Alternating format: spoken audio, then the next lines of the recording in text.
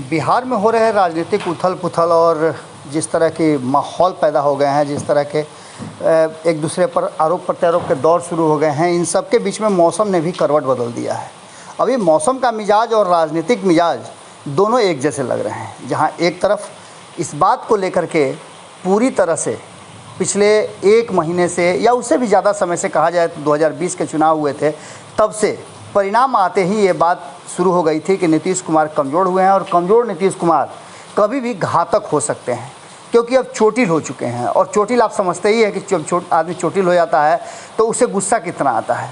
निश्चित रूप से इसको कमी को पूरा करने के लिए उन्होंने प्रयास तो बहुत किए, लेकिन शायद स्थितियां उनके पक्ष में नहीं बन रही थी। इस बीच में कई ऐसी घटनाएं घटी।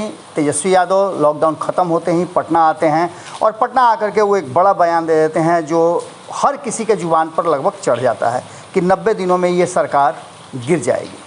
इसके बाद कई ऐसी घटनाएं होती हैं जिन घटनाओं को लेकर के कहा जाने लगता है कि शायद तेजस्वी यादव जो कह रहे हैं वो हो भी जाए।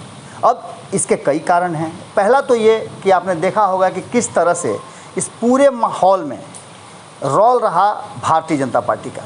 जब जब कोई बड़ी घटना हुई तो भारतीय जनता पार्टी ने चुप्पी साध ली, और उसकी चुप्पी कहीं ना कहीं इस बात की तरफ इशारा कर रही थी कि कोई बड़ी घटना होने वाली है। केंद्रीय मंत्रिमंडल का विस्तार इसी बीच हो जाता है। हालांकि हम चर्चा ये भी कर सकते थे कि एलजेपी में क्या कुछ हुआ, एलजेपी में जो कुछ भी हो उसके असर क्या हुए, लेकिन इससे बड़ी बात हो गई कि सीधे तौर पे लालू प्रसाद बाहर आते हैं और लालू प्रसाद तेजस्वी के काम से संतुष्ट होते हैं, और ये बात वो भी रिपीट कर देते हैं कि ये सरकार अब ज़्यादा दिन चलने वाली नहीं है। इन सारी बातों को लेकर के बयानों का दौर शुरू होता है और जदयू इन बयानों को काट करने के लिए तैयारियां शुरू करती है। इन सब के बीच में तेजस्वी यादव का एग्रेशन नज़र आने लगता है और धीरे धीरे तेजस्वी यादव की बात का समर्थन करने के लिए कई लोग उनसे जुड़ने लगते हैं। इन सारी बातों को लेकर के धीरे धीरे जदयू पे दबाव बढ़ता जाता है। नीतीश कुमार चुप हो जाते हैं और नीतीश कुमार की चुप्पी और ज़्यादा इस पूरे माहौल में नमक का काम करती है जो ज़्यादा हो गया है। अब इन सारी बातों को लेकर के जहां एक तरफ जदयू का पूरा कुनबा असमंजस की स्थिति में है, क्योंकि जिसे कहा जा रहा है मुखिया यानी कि आरसीपी, वो तो जाकर के केंद्रीय मंत्रिमंडल में सेट कर गए।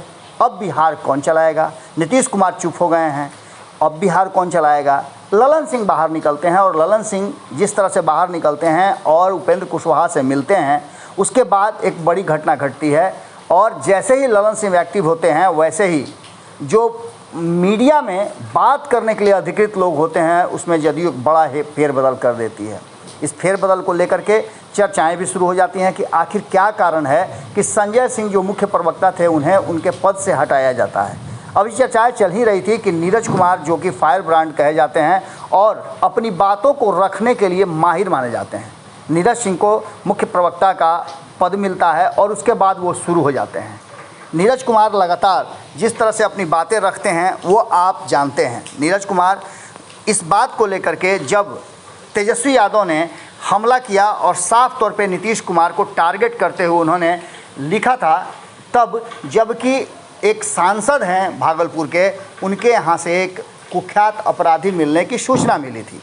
उसके बाद तेजस्वी यादव हमलावर हो जाते हैं। और यही नहीं, चर्चाएं ये भी हो जाती है कि विधान सभा का जो सत्र शुरू होगा उसमें बहुत कुछ होना है। दिल्ली में बैठकों का दौर जारी है। इन सब के बीच में उनको जवाब देने के लिए और तेजस्वी यादव के उस बयान पर बाहर निकल कर आते हैं मुख्य प्रवक्ता नीरज कुमार। नीरज कुमार ने कहा है कि विपक्षी एकजुटता की बात करने वाले तेजस्वी 2020 में भी यह ड्रामा कर रहे थे, लेकिन क्या किया? जंगल राज के राजकुमार ने अपने सहयोगियों की पीठ में छुरा भोंका, अपमानित किया, एक एक सीट के लिए तरसाया। एक बार फिर अपने उसी मंसूबे के साथ स्वप्न रोग से ग्रसित तेजस्वी जागते हुए सपना देख रहे हैं। बात यहीं तक नहीं हुई, इसके आगे भी बात हुई, क्योंकि तेजस्वी यादव ने साफ तौर पे कहा था कि नीतीश कुमार के सांसद कॉन्ट्रैक्ट किलर और दुर्दांत हत्यारों को अपने आवास में छिपा कर रखते हैं। पकड़े जाने पर कहते हैं कि अपराधी ही मेरा भगवान है।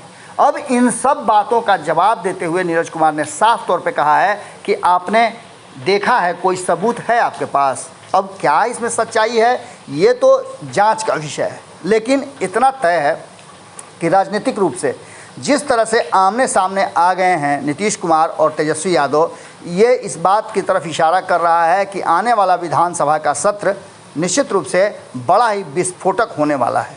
क्या होगा ये तो भविष्य के गर्भ में है, लेकिन वर्तमान परिस्थिति में एक बड़ा दांव खेल दिया है नीरज कुमार को मुख्य प्रवक्ता बनाकर जदयू ने। अब देखने वाली बात होगी कि एक बात तो तय है कि मनोरंजन बिहार की जनता का होना तय है। जुड़े रहिएगा भारत लाइव के साथ, क्योंकि खबरों का लगातार सिलसिला जारी है। धन्यवाद। अगर ये वीडियो पसंद आई और वह बिहार के राजनीति और बिहारियत से सरोकार रखेनी तो सब्सक्राइब बटन दबा के चैनल के सब्सक्राइब कर ली। ओजे एगो घंटी बा, ओकरा बटन दबा देला से कुल सटीक और मारक खबर रुआ मुफ्त में मिल जाई। अगर रुआ पत्रकारिता के हमनी के नया प्रयोग में सहयोग कर चाहतानी तो ज्वाइन बटन दबा दी। पेटीएम नंबर नोट कर ली 9386816700। धन्यवाद।